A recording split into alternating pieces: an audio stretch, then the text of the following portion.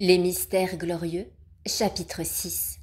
De l'intercession maternelle de Marie. Petit 1. Raison de la demander. C'est une pratique salutaire entre toutes que l'habitude d'évoquer la mémoire de la sainte et glorieuse Vierge Marie, et de se confier à elle dans les dangers, comme un enfant malheureux se confie à sa mère. Le nom de Marie, invoqué fréquemment, apporte à l'âme assurance et confort. Et Marie, à son tour, est toujours prête à dire à son Fils la parole de grâce en faveur de qui souffre et qui porte le poids des douleurs. Si Marie, en effet, n'intercédait au ciel pour le monde, comment le monde lui-même pourrait-il subsister au milieu des péchés, dans la fange des vices, où il veut demeurer?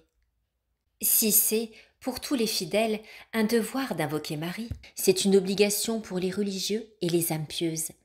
Elles font en effet profession de vertu et aspirent à la perfection du ciel en s'éloignant du monde et des choses du monde. Mais d'abord, que faut-il demander à Marie? En premier lieu, le pardon des péchés commis.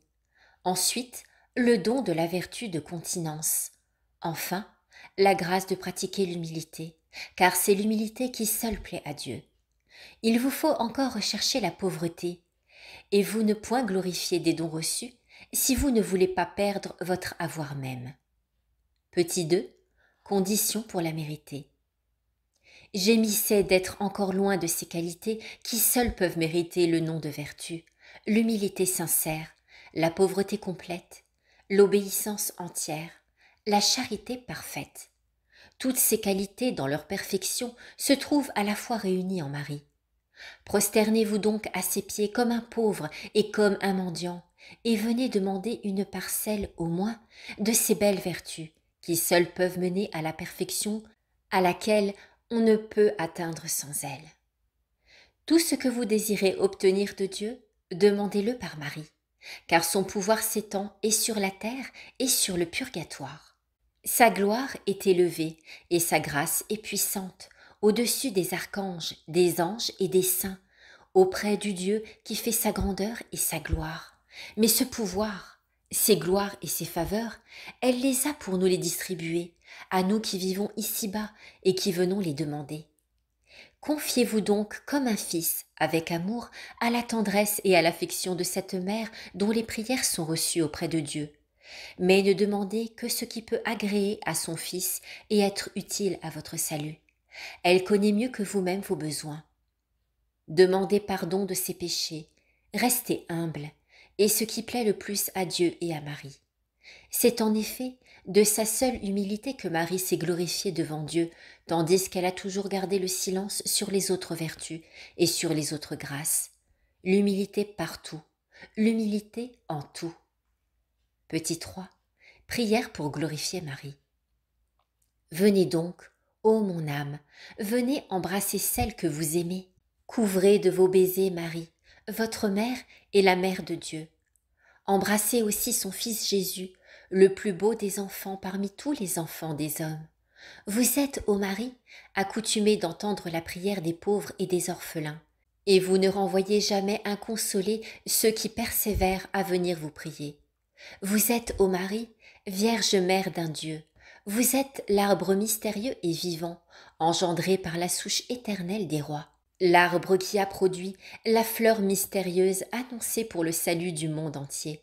Jésus, notre Sauveur et le Sauveur de tous, à qui soit honneur et gloire en l'éternité.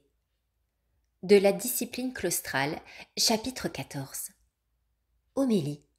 De la protection de Marie et des objets de piété. L'intercession maternelle de Marie porte un nom plus familier au cœur, c'est celui de protection.